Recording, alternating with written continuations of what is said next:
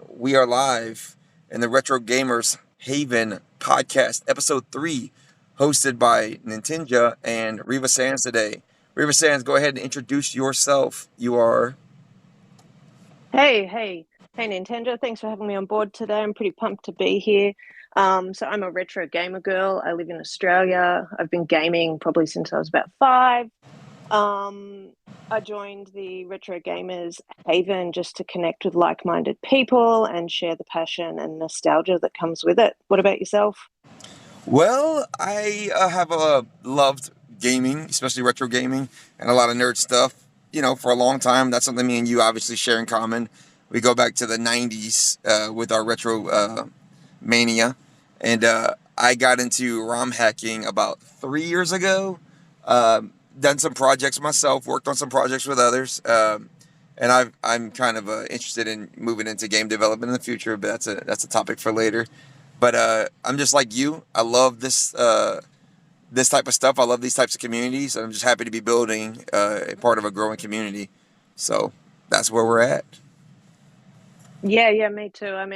I'm pretty new to the ROM hacking scene myself, so I'm excited to learn more about it and share the knowledge. And I'm hoping that the group becomes larger and more involved. And potentially at some point it'd be pretty cool to on an international basis to have like micro clubs that got together. That'd be fun. That would be neat. You imagine like you're like everybody jumps on a plane, like shows up at the same place. Boom, that'd be crazy. Oh, the That money would be involved. so true. Always that question of who's gonna front the bill. But yeah, that would definitely be fun. So we're at the Retro Gamers Haven, and we've gone through some revisions of the name, but we are the Retro Gamers Haven now. We celebrate all things retro, as we've spoken about in the last podcast, from games, movies, books, TV, mods, ROM hacks, PC games, you name it. We love it all. We got something here for everybody that loves something, which what used to be called nerdy, now it's just called a hobby, which I love that. So we've all Mm. joined this thing to create this thing, and there's lots of space for everybody to grow with it. We've got new mods this week to introduce. Samarel has joined as a mod. We of course have Marquito, Odd God, me, and Riva. I'm sure we'll be adding some more mods as we go. So everybody, welcome in Samarel, our newest mod, and Riva Sands, our newest mod. Super exciting here. Today we're gonna go. Amazing to be here. Yeah. We're so happy. I knew whenever you started coming in to the Discord, you were a little different than other people. You were kind of like popping in, and it was a little slow. You were kind of like, like sliding into every part of it. I was like, dang, this person is really, really interested in retro. I was like, absolutely, like, you know, Oh, definitely, definitely. I'm a firm believer if you're going to do something, do it properly. So I'm very much kind of like all or nothing in that regard. And I just got such good vibes from the Discord that I was like, yeah, I want to be part of this and help it grow and connect with others that are doing the same thing. yeah, absolutely, definitely good vibes. I think we've grown 80 members in the last week alone, which for a pretty new Woo! Discord is pretty good. Yeah. Pretty Yeah, impressive. We've got some big members so far. If y'all haven't noticed, we've got Kondu Wantu is a humongous ROM hacker. He joined our team, our Discord, and he's got his own creators Discord channel in there, and he makes all the fast ROM hacks. So he's like a legend. He's done like over 200 fast ROM hacks. Um, he's in different publications across the internet. He's pretty well known. You can find his fast ROM hacks in most of the big hacks for like Super NES games. He's also the lead on Star Fox EX Plus, which is a humongous ROM hack of Star Fox. Just probably the best way you could play the original Star Fox on Super NES. And he's also a massive fan, obviously Star Fox, but he did Star Fox 2. He's done pretty much every decent hack for that as well.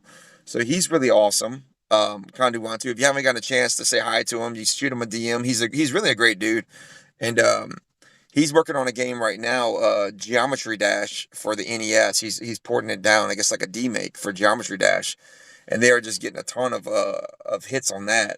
So I'm really excited for his success, and I'm really I'm proud to be communicating with him. I think he seems like a great ROM hacker, and he has a lot of skills. We had Brutapode join. If you guys don't know Brutapode is a ROM hacker that's known for MSU1 ROM hacks. He's done whenever you play the Final Fantasy 4, 5, and 6 on Super NES with the MSU1 soundtracks, and you use the Pixel Remaster ones. He's the one that coded all that. also F-Zero and a bunch of other games. He's pretty easy to talk to, pretty cool guy. So we gave him an opening. And we got some other ROM hackers joining into the group. We had the great Ben check in a few times. He did the Chrono Trigger Plus that I'm so fond of. So we've had some pretty big ROM hackers come through so far, and I think we're gonna have quite a bit more. Hopefully, as guests and whatnot, they'll join in for little tidbits. We'll be able to interview them about it. We're gonna have Googie. Um, I hope I said that right. I feel bad if I didn't. He's a legendary ROM hacker. He's got like 60 plus different ROM hacks. He's got his own Discord, Googie's Equilibrium. He's really awesome. We've had some communications back and forth. So hoping to have him in a couple weeks. He said he'll be on the podcast. Maybe some indie developers for some small games. I've been in contact with a few of them about being a playtester. So I might be able to get them, into it. So we should have some fun guests, Reva, coming up. So I think you'll definitely want to join some more of our podcasts for sure. I think you'll definitely enjoy that. I think the viewers as well. Yeah, yeah, that's super exciting. I mean, there's a lot happening in this Discord, and moving forward, it's just going to continue to go really well, I think. Absolutely. We talked the other day. So me and Reva were talking a couple days before she became a mod. We were talking about different stuff, like a little bit about life, a little bit about our interests and stuff like that. Kind of seeing where they align. And we talked a little bit about ROM hacking. Reva has not Mm. to this point hacked the ROM yet, but she has agreed to playtest some of my ROM hacks, which I really appreciate. So that's a huge thing when we talked about adopting a ROM hacker.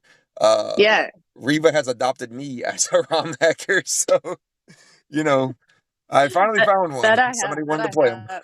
Yeah, yeah. No, I heard you say that on podcast number one. I was like, I might ask you if I can adopt you as a ROM hacker, and then I can play test some games because being new to the ROM hacking scene, like I've done emulation and gaming Hmm. and ROMs for decades now, showing my age. Yeah, But sort of like actually being able to hack a ROM, I was just super intrigued and went, that's next level. I've done some basic coding over the years.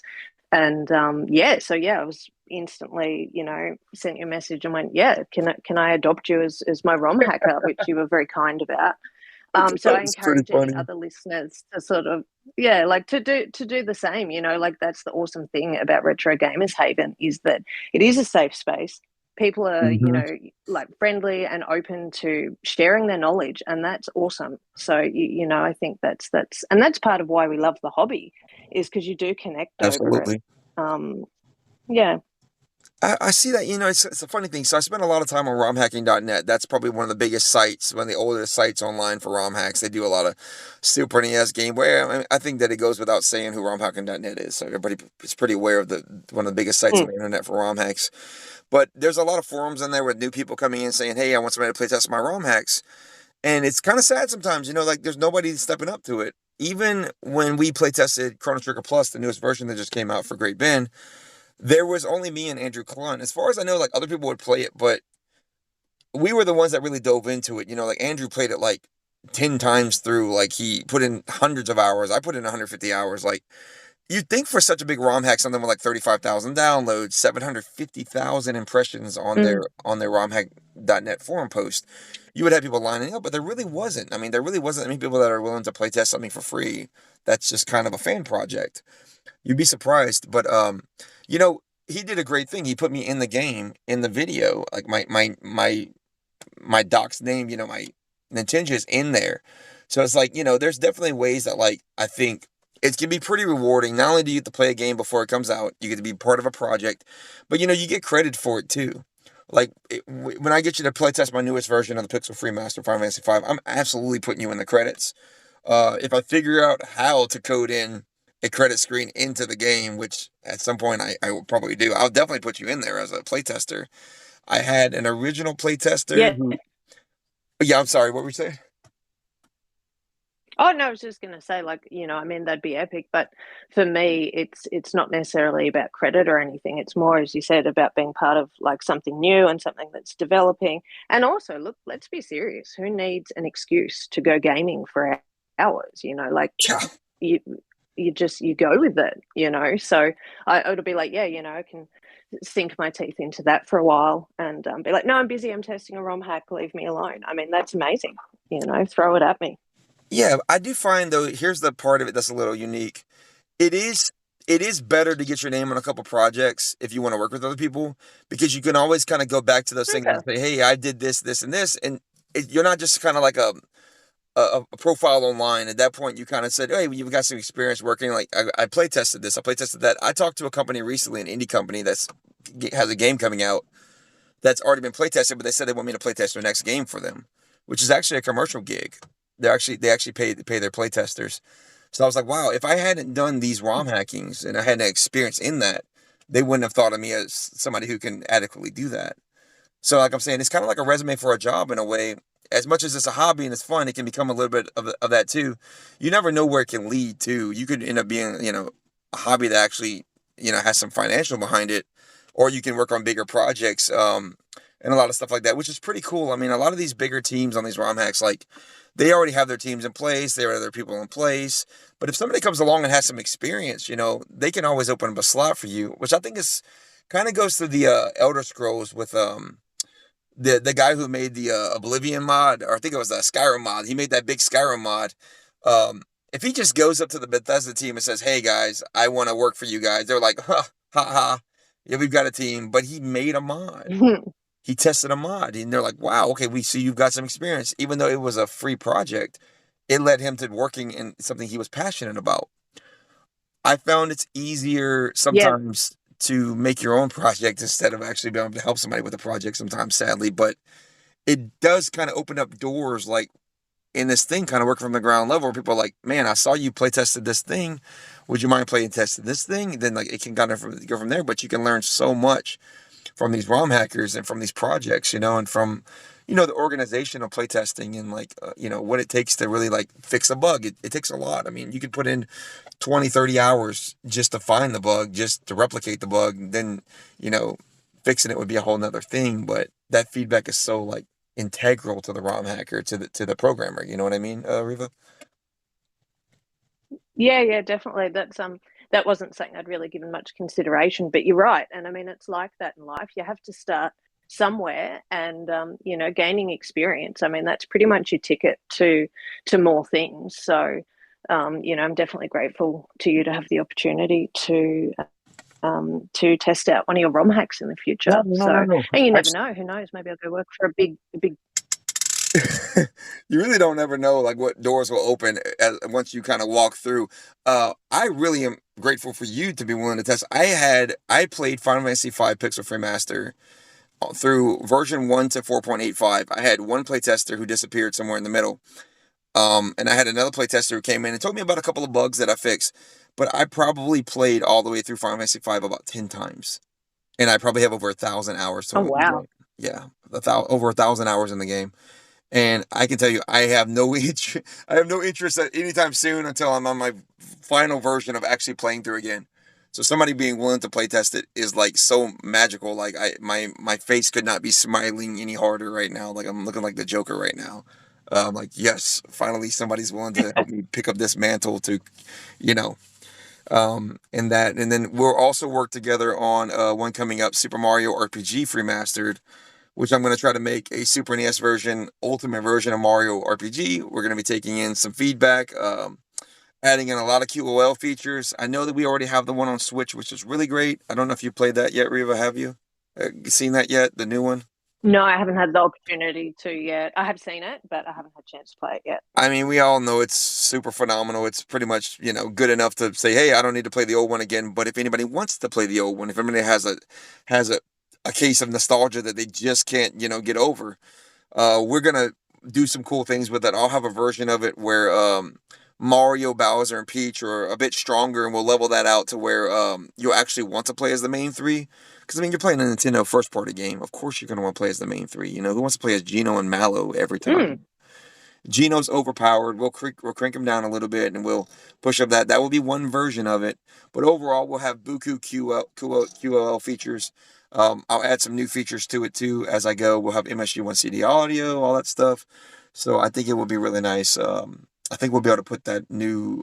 I think they have the Super Mario RPG MSG1 uncompressed CD quality audio soundtrack out for the Switch version. So we should be able to get that in there. I think that'd be fun for you to play test. Have you played that game before? Super Mario RPG? I play. Yeah, yeah, a little bit. I played it a little bit. I mean, I'm a pretty big Mario fan. That's some of the stuff that I get into and I collect. And like one of my favorite games has to be the original Super Mario Bros. Of course. On NES. That just brings back a lot of Now you're talking nostalgia. about But you're it's talking about awesome. one. It's the first Super Mario on NES NES ever, right? Yes, yeah, I am. Yeah, yeah. So that was probably one of the first games I sort of played as a kid, and just that music just resonates with me, and I think that's a big part of as you said about getting that soundtrack on board. That's a huge part of retro gaming. It is that nostalgia. It is that it transporting you back to maybe a simpler time in your life, maybe a happy time. I mean, adulting is hard. In the last I don't know, last 5 years, I think it's been difficult for everybody. Yep. And I think that, Hmm. engaging in the joy that gaming brings you, it gives you a break, it gives you some fun. But yeah, no, so definitely big Mario fan, collect Mario things. Love it. Oh yeah, awesome. Yeah, so we definitely share that in common. Have you been able to go through a good bit of Mario ROM hacks? Because there are a ton of ROM hacks for the like Super Mario Brothers 3 and Super Mario World. Have you been able to peruse a good bit of those, or there's any that stand out to you that you loved? Uh, Look, not at the moment. I mean, I have just been sort of sticking with the original, but I definitely need to get on board with that. I mean, and sort of see what's been done in that space. So, but probably my favorite game of all time has to be Ghouls and Ghosts. I just am obsessed with that thing. I play it Yes. all day, every day. I can't. It's Wow, it's you so really love it. so challenging. I love Yep. it. I've got it on Replicate. I've got it on Arcade. I've got it on pretty much every handheld I own, and then obviously ROMs as well. But I just dig it. The music just is excellent, and the gameplay is fun. And then Hmm. there's actually like a remake on Xbox Yep. and Resurrection. PlayStation. That's the one, and I just think it's been done so well.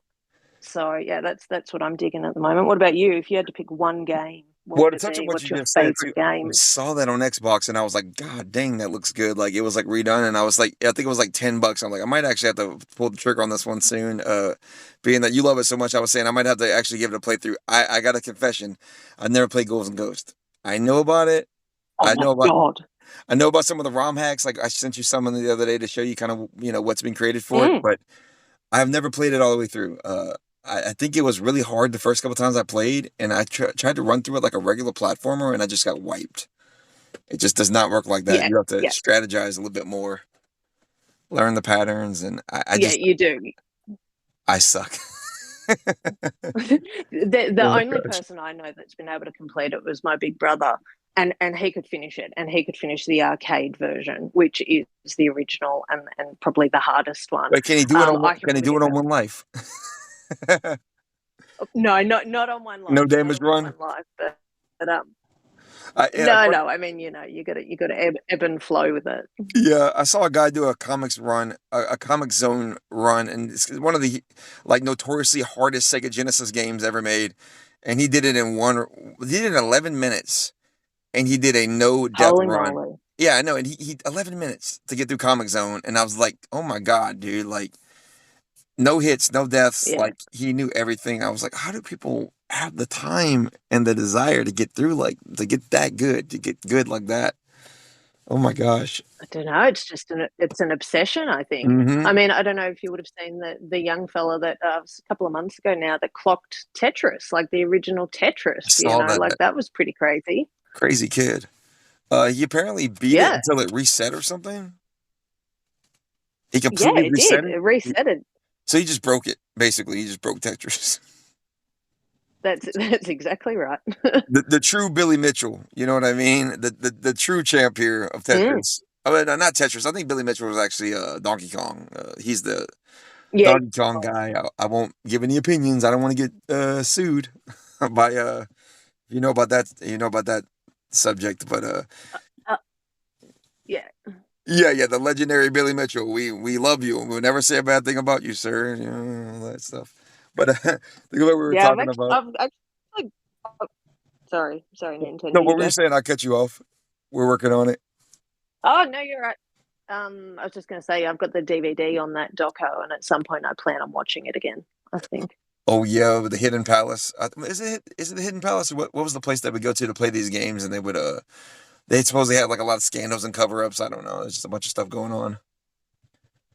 Forgot Oh, what it there's was always called. something going on, isn't there? It's that famous arcade. I can't, Oh gosh, yeah, yeah, yeah. I think so. Yeah. speedrunning is like its own separate thing in gaming. Like it's an entirely different type of gamer. You think about it. I remember when I was younger on N64, I tried to we'd all try to speedrun GoldenEye. You know, we try to beat the facility in like 2 minutes and 15 seconds to get invincibility. Impossible, by the way, on double on the hardest difficulty. Have you played GoldenEye growing up? You played the N64 at all? No, I actually never had an N64. I think around that time, I could be wrong, but I think that was around when the PS1 came out. Oh, And I think I was probably more into that. I used to play a lot of Crash Bandicoot. That was my okay, platforming obsession. I okay. still really enjoy. Um, You were on the and other of side of course, the the tracks. original Grand Theft Autos. Yeah, it Mm-hmm. was. Yeah, yeah. So sort of moved around a lot, you know. Started on Master System, went to Nintendo, then went to PlayStation, and now I'm just back doing all of it, going, woohoo. Yeah. It's fun to think of all the stuff you kind of missed. You know, you're like, gosh, I missed so much. Like, because I was the N64 gamer, and I remember I started off Christmas.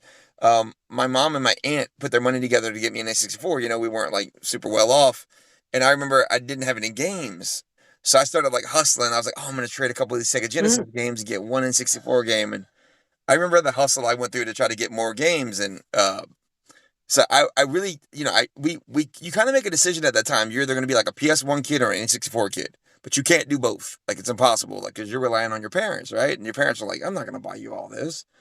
So it's kind of funny, but Yeah, that's exactly right. I just remember, you know, the PS1.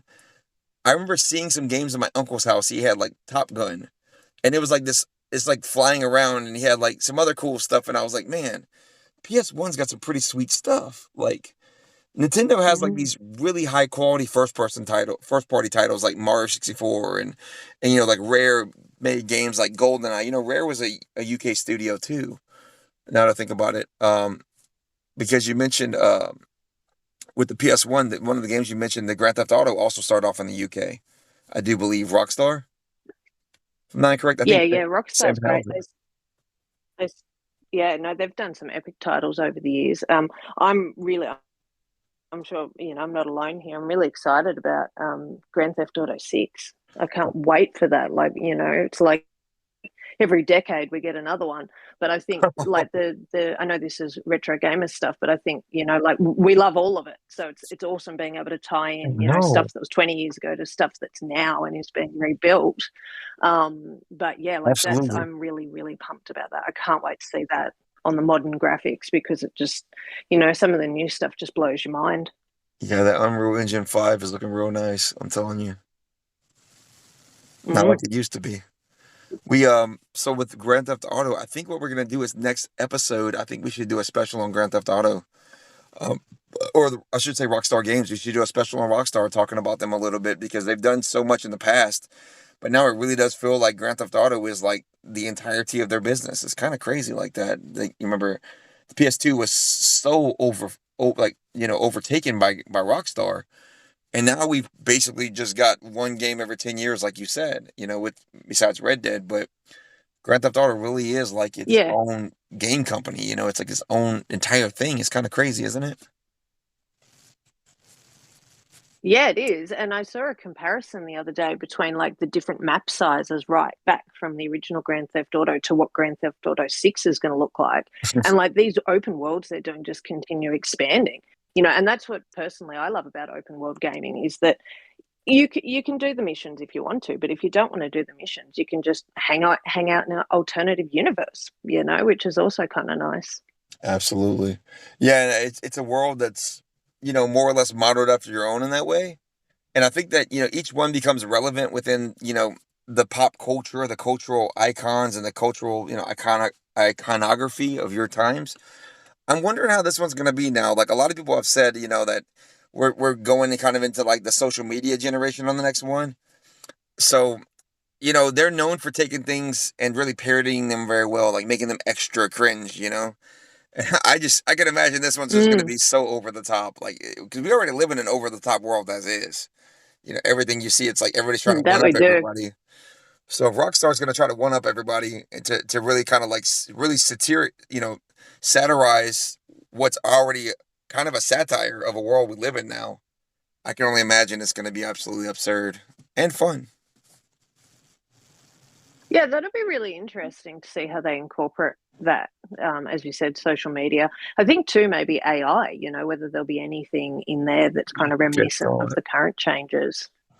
I know. And the thing is, that's really come along in the last 3 years more. So I wonder if they've had time in the development cycle to actually get that in there. AI's really exploded, especially like with Mm. ChatGPT in the last 2 years. I wonder if they've had to like go back to the drawing board and like add things in. That's kind of Yeah, interesting. yeah. I don't know, quite possibly. So Yeah. how, Um, oh, I'm sorry. you go. Oh no, I was gonna ask, how do you feel about having now the female character in it? How do you feel about that? Is that something that that you find kind of exciting? Does it not matter? Like, how do you kind of feel about that, just from a viewpoint of somebody, a demographic that's kind of represented in a way, but hasn't been really represented in a Grand Theft Auto and Rockstar type of environment? Yeah, yeah. Look, it's interesting you asked that because I actually saw a couple of things yesterday about like Nintendo's top 10 male characters and then Nintendo's top 10 female characters. And to be honest, apart from Princess Peach, I really had no idea who the rest of them were for the females. So that That's kind of okay. alerted me to the fact that, like, hey, hang on, what's happening here? So I mean, yeah, like that, I think that's great because there are more, female gamers than there used to be, or it's that people are starting to realize that the girls are into gaming too. Like Mhm. so. No, that's pretty exciting. It'll be interesting to see how that's received in the wider community, and whether males like playing that type of thing as well. So it's probably pretty risky for Rockstar actually, if you think about it. I think honestly, we don't get enough credit. Men don't get enough credit. They seem to think that we only can glamorize a hero if they're of our own mirrored image, but that's not true at all. We just want something to be a good story. We want something to be entertaining. We want something to be fun. As long as you can create those things, it doesn't matter if I'm playing as a girl, a boy, a girl boy. It doesn't matter what it is. Like it can be any character as long as it's good and the story's good and I can Mm, relate to it. And that's something that they don't always understand in this stuff. Sometimes it feels like they try to sell something based on, okay, this is a look, this is a macho man, or this is this is all girl power. The average viewer really doesn't care about that. They're more like I talked about last week a little bit. They more care about the story. mm. If the story sucks and the cinematography sucks and the gameplay sucks, it doesn't matter if it's a girl character, boy character, whatever. The game sucks. I mean, it's just the way it is. So I think that, in my opinion, we've come a long way. In The Last of Us, we did have a main female character, Ellie. In the second one, we had two lead female characters. I don't hate either of those games. I was completely content playing as Ellie as much as I was content playing as Joel.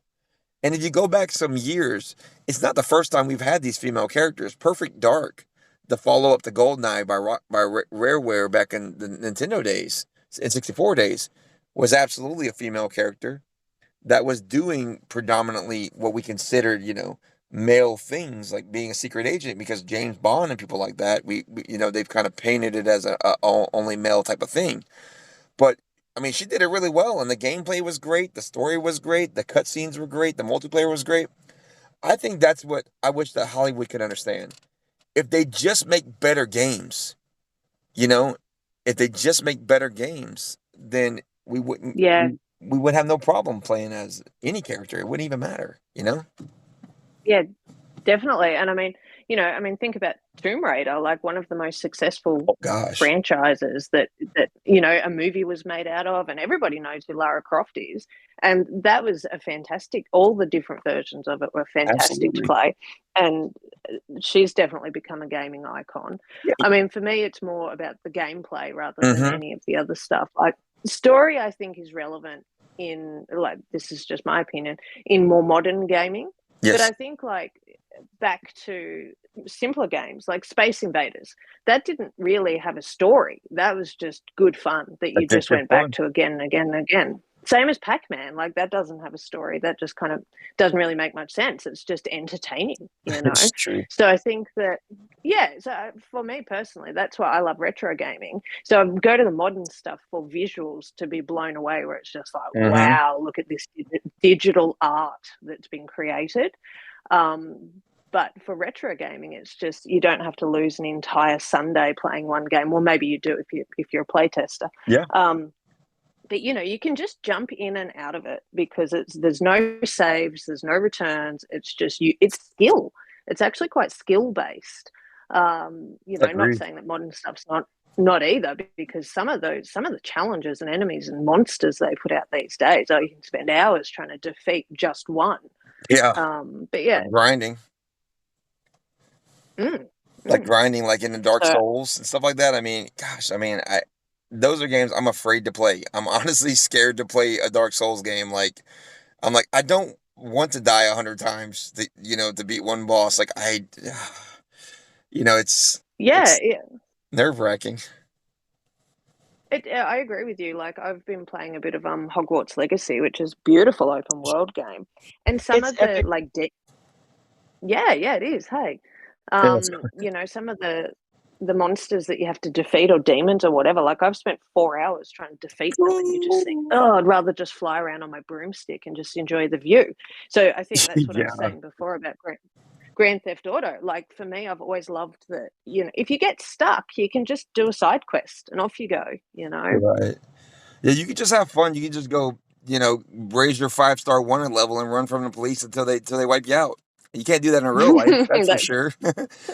You don't you that was don't always one of my favorite things to do. Yeah, you only get one chance of that in real life, No save state. Yeah, I thought that was no, funny. it's exactly right. And what we don't recommend it to anybody. No, we don't recommend that. That's not the Retro Gamers Haven's way, so don't do that, and we're not responsible if you do. This is not legal advice or anything like that, so but That's exactly right. You I should love always seek the advice of a legal professional. Yes, exactly, and this is coming from somebody who should know, so I'm just gonna say that. But to go back to what we were talking about, you talked about Tomb Raider. I love that you brought up Tomb Raider. I can't believe I wasn't thinking about that. What an amazing trilogy they had done a few years back. If you had seen that, where they did the Tomb Raider, the Rise of the Tomb Raider, and the Shadow of the Tomb Raider, had you gotten a chance to play those games at all? I have played some of them. What about you, Mr. Demon? Have you played any of the Tomb Raider series? When it came out. Yeah, yeah. You completed them. Yes. Did you play Nice, the? Did you nice. play And that what? last the like next gen trilogy that came out with the three that I was talking about the on PS3 and PS4? No. No. So you I played the haven't. retro ones from back in the day, the PS1 era, PC era. Yes. Oh, That sweet. was back when I was playing Skate and the Tony Hawk Pro Skater, Spyro. I love the Tony Hawk's Pro Skater. I keep going back to that again and again. Yeah. That's fun, and the music for that was awesome. And just for the viewers that are tuning in elsewhere or listening to this after it's live, we just got one of our listeners and our guests, the Yeah, Mr. Demon, that's who just called in to say hello and get some perspective on absolutely. what we're chatting about. So Yeah, we appreciate that I the pop in from feedback. time to time. Oh yeah, yeah. Feel free. You're welcome, Mr. Demon. We always welcome Mr. Demon. Um, to go back to what we were saying, so Tomb Raider was really cool. I'm kind of sad that we haven't continued that, honestly. Like, where's our fourth game? What's going on? Crystal Dynamics. I really hope it's not dead now. Um, we shall see, I guess. Maybe a reboot. Who knows? I think we'll see more of it, and particularly given the movie as well. I mean, you've been talking a bit, Nintendo, about the expanse into movies based on games, and I was actually watching the Assassin's Creed movie last night, With which I Michael think is Fassbender? maybe 2019. Yeah, Yeah, Michael yeah, yeah, Fassbender. that's the one. Did you like it? Yeah, and look, very much so. It was visually stunning. I play Assassin's Creed sometimes, sort of just jump in and out of them. And I thought it was great. It was entertaining. The costumes were amazing. The cinematography was brilliant. It was exciting. So it was really good action movie and really true to the game itself as well, which I liked. So I think it's an exciting space when we are seeing all these games becoming movies, because that just draws more people into the hobby as far as I'm concerned. Yeah, you're absolutely right, and that's exciting, you know. And I think that they can work within each other. Like I kind of like the way, like I said, the Fallout series is a part of the Fallout universe. It's kind of written into the story, but it's also done in a way that new people who watch it are able to enjoy it without having to go through all the games. You can kind of satisfy both the gamer and the watcher at the same time. And I kind of think that that's kind of a sexy way to do it, you know, for lack of a better term. I agree with you. And then for the real diehard fans, it's like it keeps giving them more content, and it allows them to continue their obsession, you know, which is kind of what some of this is about. My wife just cringed whenever I said "sexy way to do it." I did that on purpose to her. She just made a face like, "Oh God, this guy, Ugh, can't stand this guy." She's so funny. Oh, I'm That's hilarious.